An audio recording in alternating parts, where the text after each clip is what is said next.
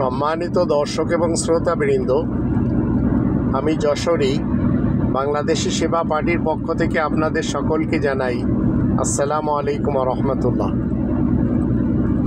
5 August 2024 সালে আমাদেরকে আল্লাহ রাব্বুল আলামিন কোরআনের ছোট্ট একটি আয়াতের উপরে আমল করার কারণে এই বাংলাদেশ নতুনভাবে উপঢৌকন দিয়েছেন।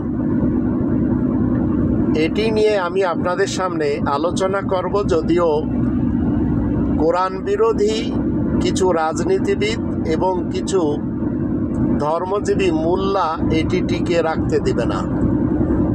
আসুন আমরা একটু শুনি যে কোন আয়াতের উপরে এই আমলটি করার কারণে আল্লাহ তাআলা আমাদেরকে এই নতুন বাংলাদেশ উপহার দিলেন। আমরা সবাই জানি আল্লাহ তাআলার শান্তির রাজ্যে ইসলাম কায়েম রয়েছে ইচ্ছায় এবং অনিচ্ছায়। 3 নম্বর সূরা আলে ইমরানের 83 নম্বর আয়াতে আল্লাহ বলছেন, আফাগায়রা দীনিল্লাহি ইয়াবগুন ওয়া লাহু আসলামা মান ফিস সামাওয়াতি ওয়াল আরদ তাওআন ওয়া কারহান ওয়া ইলাইহি ইরজাউন। 900 কোটি মানুষকে আল্লাহ বলছেন, তাহলে আল্লাহ তাআলার দেওয়া জীবন ব্যবস্থাকে বাদ দিয়ে মানুষেরা অন্য কোনো জীবন ব্যবস্থা তলাশ করবে নাকি? অথচ আকাশ পৃথিবীতে আল্লাহ তাআলার জন্য ইসলাম কায়েম রয়েছে ইচ্ছায় এবং অনিচ্ছায়, আর সকলকে আল্লাহ তাআলার কাছে ফেরত যেতে হবে। 5 আগস্ট 2024 সালে আমাদের যে অর্জন, সেটি হলো এর পূর্বে ছাত্র জনতা এবং প্রবাসী সকল ভাই বোন এরা কিন্তু 3 নম্বর সূরা আলে ইমরানের 103 নম্বর আয়াতের উপরে আমল করেছে। আর সেটি কি? আল্লাহ বলছেন, ওয়াতাসিমু বিহাবলিল্লাহি জামিআন ওয়া লা তাফাররাকু। তোমরা সবাই একত্রে আল্লাহ তাআলার রজ্জুকে মজবুতভাবে আঁকড়ে ধরো, আর বিভিন্ন পার্টিতে, ফিরকাতে, মাসলাকে, মাযহাবে বিভক্ত হয়ে যেও না। শুধু এই আয়াতের এই অংশের উপরে আমল করার কারণে ফ্যাসিবাদ বলেন, লুটেরা বলেন, চোর বলেন, ডাকাত বলেন, কোরআনের শত্রু বলেন, তারা কিন্তু পলাতে বাধ্য হয়েছে। আর ছাত্র জনতা এবং প্রবাসী সকল ভাই বোন ঐক্যবদ্ধ হয়ে গেছে। তার ভিতরে কেউ ছিল না বিএনপি মার্কা মুসলমান, কেউ ছিল না PAL মার্কা মুসলমান, কেউ ছিল না জামাত শিবিরের মুসলমান, কেউ ছিল না আটরশি কিংবা মাইজ ভান্ডার মার্কা মুসলমান, কেউ ছিল না তাবলিগে জামাতের জুবায়ের গ্রুপের, ইলিয়াস আত্তার গ্রুপের কিংবা সাদ গ্রুপের মুসলমান, এমনকি ছিল না হিফাজতের কিংবা তরিকতের মুসলমান। আবার কেউ ছিল না চরমুনাই মার্কা মুসলমান অথবা শর্ষিনা মার্কা মুসলমান। আবার কেউ ছিল না লাঙ্গল মার্কা মুসলমান, লাঙ্গলের প্রতীক বা ধানের শীষের বা নৌকার কোনো মুসলমান। সবাই ঐক্যবদ্ধ ছিল একটি নামে, যে আমাদেরকে কষ্টের জীবন বারবার আর পছন্দ না। আমরা ঐক্যবদ্ধ হয়ে ফ্যাসিস্ট সরকারকে হটাতে চাই, এবং আমাদের দেশে যারা অপরাধী রয়েছে, জালিম রয়েছে, হোক তারা কোনো নেতা, কোনো নেত্রী, কোনো কর্মী, এমনকি যারা দুর্নীতিবাজ, দুষ্কৃতিকারী এবং ভ্রষ্টাচার রয়েছে, আর যারা নৈরাজ্য সৃষ্টি করে চলেছে, এদের থেকে মুক্তির জন্য জাতি এই শিক্ষার্থী এবং জনতা আর প্রবাসীরা সবাই এক হয়েছিল, যার ফলে এই আল্লাহ তাআলার পক্ষ থেকে বিজয়টি আমরা পেয়েছি।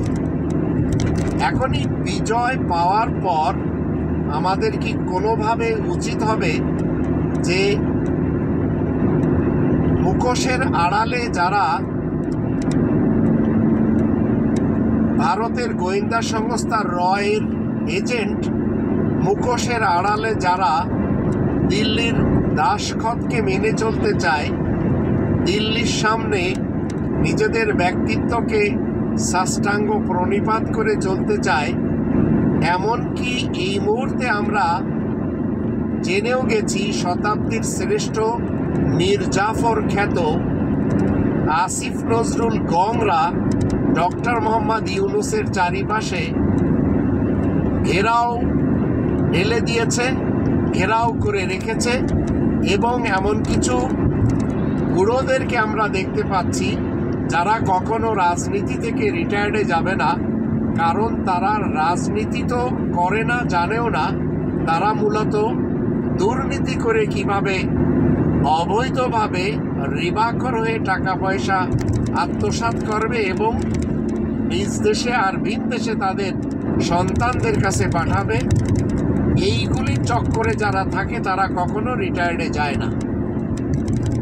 কোরআনের শত্রু যারা, মির্জা ফখরুল ইসলাম আলমগীরের মতো, যে কিনা বলেছে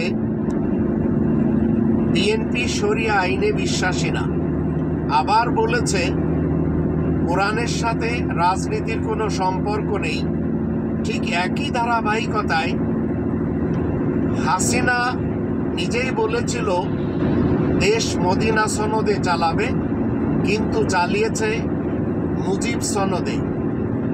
ঠিক খালেদা যেভাবে তার নিজের সনদে চালিয়েছিল, যার ফলে এদেশের মানুষ গ্রেনেড হামলা, 63টি জেলাতে অ্যাট এ টাইম বোমা বিস্ফোরণ, আবার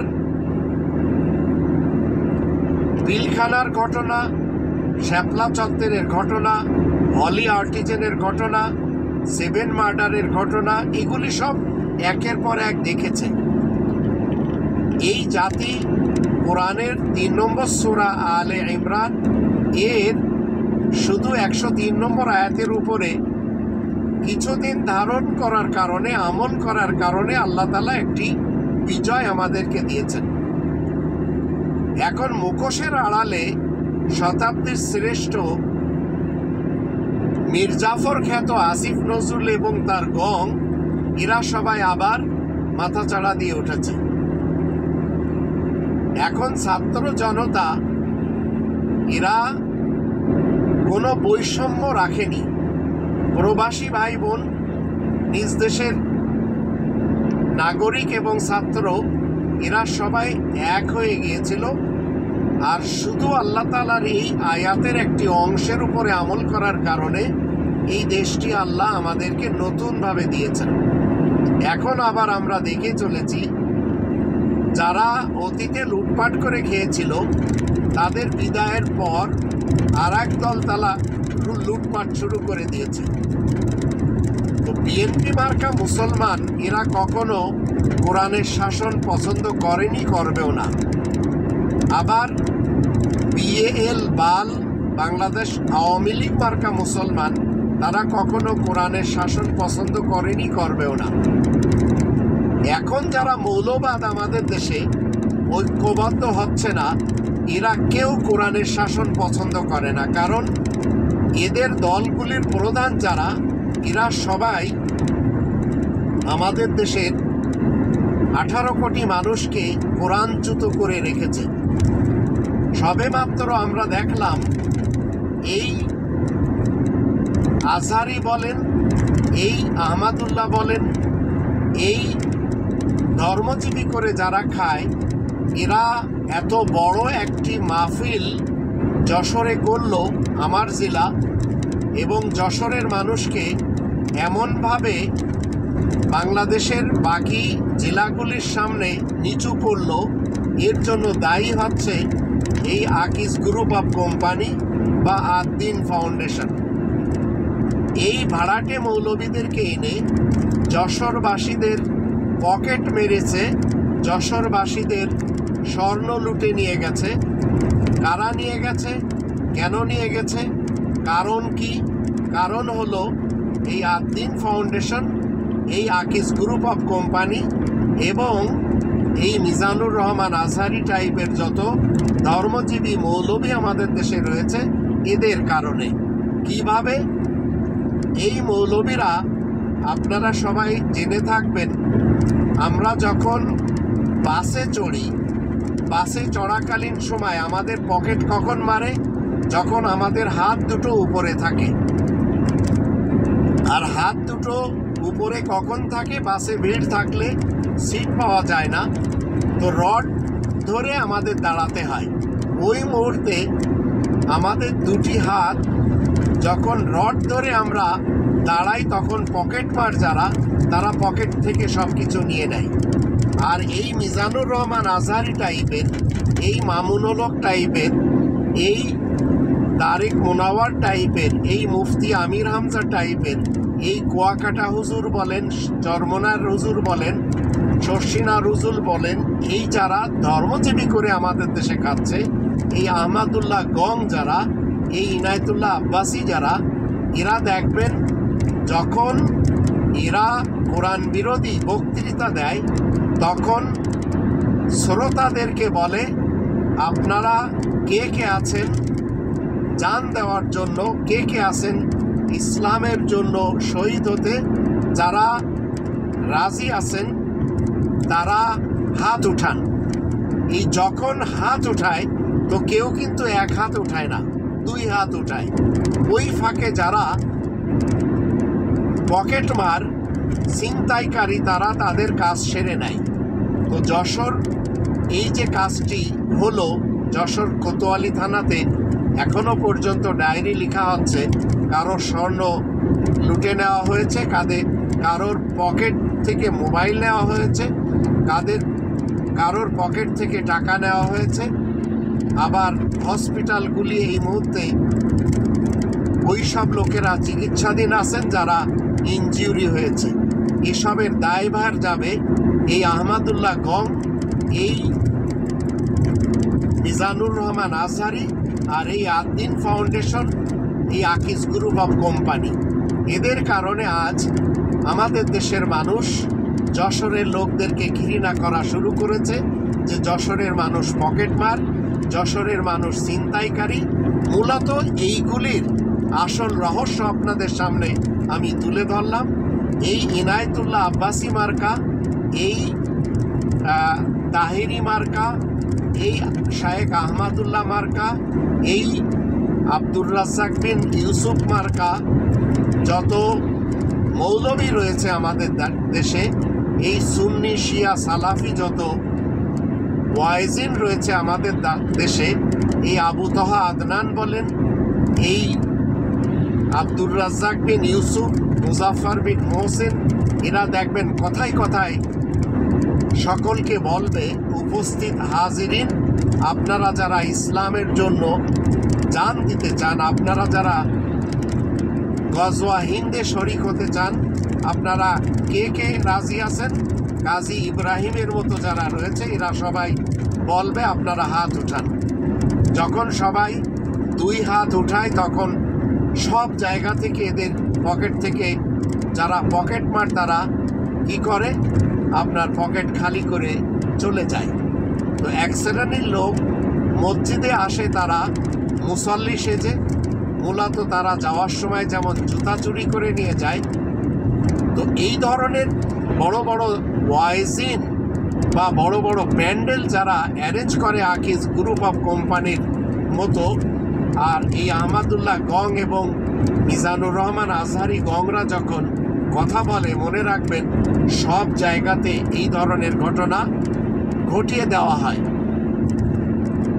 কোরআনের মাহফিলে আপনি কোরআনের কথা বলবেন, কিন্তু কোরআনের মাহফিলে আপনি কি বলছেন যাকে আপনারা বিশ্বনবী বানিয়েছেন তাকে আপনারাই অপমান করছেন এবং বলছেন সেই লোকটি খাদিজার কাউবয় ছিল, সেই লোকটি খাদিজার চাকর ছিল। তো এই ধরনের কথা বাংলায় না বলে আবার ইংরেজিতে বলছেন। তো আমাদের জাতি এই 5 আগস্ট 2024 সালের যে অর্জন, এই অর্জনটা এই ধর্মজীবী মৌলবীদের কারণে, যাদের আমাদের দেশে 118 জন প্লাস রয়েছে, এদের কারণে, এবং ডক্টর মোহাম্মদ ইউনূস যিনি চাচ্ছেন যে এক ফ্যামিলি হয়ে, এক পরিবার হয়ে থাকতে, সবাই এখানে ইনসাফ পাবে, ন্যায় বিচার পাবে, এগুলি এই আসিফ নজরুল, শতাব্দীর শ্রেষ্ঠ মীর জাফর গং যারা, এরা এবং এই ধর্মজীবী মৌলবী সমাজ যারা, এদের জন্য আবার সবাই মতবিরোধ করা শুরু করেছে। কেউ লেগেছে এই ধর্মজীবী আগুনখোর বক্তাদের, বিশেষ করে আবু তহা আদনান এবং কাজী ইব্রাহিম, তারা চাচ্ছে গজওয়া হিন্দের জন্য প্রস্তুতি নিতে হবে, যার কথা কোরআন বলে না। আবার মামুনুল হক, সে কিনা সবসময় উড়িয়ে দাও, গুড়িয়ে দাও, জ্বালিয়ে দাও, এই টাইপের স্লোগানে ব্যস্ত। ঠিক একই কায়দায় আহমদুল্লাহ, সে ডাইরেক্ট বলে চলেছে যে কোরআন হাতাইলে কোনো কিছু পাওয়া যাবে না, কোরআন হচ্ছে পাইকারি কথাবার্তার জায়গা। এর পূর্বেও অনেকেই বলেছে। আবার সালাফি মানহাজের অনেক পণ্ডিত, তারাও একই কথা বলেছে। আবার এই যে আজহারি, মাদানি, তাহেরি, কাসেমি, থানাবি, হানাফি, তাবলিগি, এরা সবাই দেখবেন শুধু মতবিরোধের রাজনীতি খুব পছন্দ করে। অথচ আমাদের এই যে নতুন বাংলাদেশের অর্জনের পিছনে সবচেয়ে বড় অর্জন কি? যে আমরা একটি আয়াতের উপরে আমল করতে পেরেছি। আর বাংলাদেশি সেবা পার্টি কি চায়? 8 নম্বর সূরা আল আনফালের প্রথম আয়াতের দৃষ্টিতে এদেশের 18 কোটি মানুষের যে খনিজ সম্পদের উপরে অধিকার রয়েছে, সেই অধিকার নিশ্চিত করতে চায়, যার ফলে এদেশে কেউ গরিব থাকবে না, সবাই কোটিপতি হয়ে যাবে। কিন্তু বিএনপি মার্কা মুসলমান আর বাংলাদেশ আওয়ামী লীগ বা বিএএল মার্কা মুসলমান, এরা এটি চায় না। আর মৌলবী সমাজ ধর্মজীবী করে যারা খাচ্ছে, এরা কেউ অন্তত চায় না। কারণ এদেশে যখন আদালতে ইসলাম এসে যাবে, এদেশে সংবিধানে এবং সংসদে যখন রব্বানি প্ল্যান এসে যাবে, তখন এই রিসোর্টে ধরা খাওয়া জিনাখোর মৌলবীর শাস্তি হবে। আবার ধর্মজীবী করে যারা খাচ্ছে, এরা শাস্তি পাবে। আবার যারা ধর্মের খোয়ার মাদ্রাসা করে ছোট ছোট বাচ্চাদের পাছা মারছে, ছোট ছোট বাচ্চাদের সাথে যারা ধর্ষণ করছে, যারা ছোট ছোট বাচ্চাদেরকে নিয়ে বলৎকার করছে, এরা সবাই শাস্তি পাবে। এমনকি শাস্তি পাবে যারা 100 ছাত্রীদের সাথে ধর্ষণ করে সেঞ্চুরি করেছে, এরা সবাই শাস্তি পাবে। কিন্তু মনে রাখবেন, ভারতের গোয়েন্দা সংস্থা র এই দেশকে কোনোভাবেও এই ঐক্যবদ্ধ থাকতে দেবে না। শুধু আমরা 3 নম্বর সূরা আলে ইমরানের 103 নম্বর আয়াতের উপর একটু আমল করার কারণে স্বাধীন বাংলাদেশ পেয়েছি। আবার এক শ্রেণীর লোক তারা খুনি হাসিনাকে আনতে চাচ্ছে, আর এক শ্রেণীর লোক খুনি খালেদাকে বসাতে চাচ্ছে, আর এক শ্রেণীর লোক তারা এরশাদের ভাইকে আনতে চাচ্ছে, আর এক শ্রেণীর লোক তারা চরমুনাইকে, আবার কেউ হিফাজতকে, কেউ তরিকতকে, কেউ জামাত শিবিরকে আনতে চাচ্ছে। মূলত রব্বানি প্ল্যান মতে ডক্টর মোহাম্মদ ইউনূস আমাদেরকে যে কিছু কাজ করে দিতে চাচ্ছেন, এটি পছন্দ করছে না। এর জন্য আমাদের আবার শাস্তি হবে। আমরা আর কোনো দিন কোরআনের 3 নম্বর সূরা আলে ইমরানের 103 নম্বর আয়াত মতে ঐক্যবদ্ধ হয়তো হতে পারবো না। আর এই ঐক্যের ডাক দিয়ে চলেছে বাংলাদেশি সেবা পার্টি। আল্লাহ আমাদের সবাইকে তৌফিক দান করুন। আমরা যেন রব্বানি প্ল্যান মতে একক হুকুমদাতায় একক ইলাহের বিশ্বাসী হয়ে একটি রব্বানি কনস্টিটিউশন মতে দেশকে পরিচালনা করতে পারি। ওমা আলাইনা ইল্লাল বালাগুল মুবিন।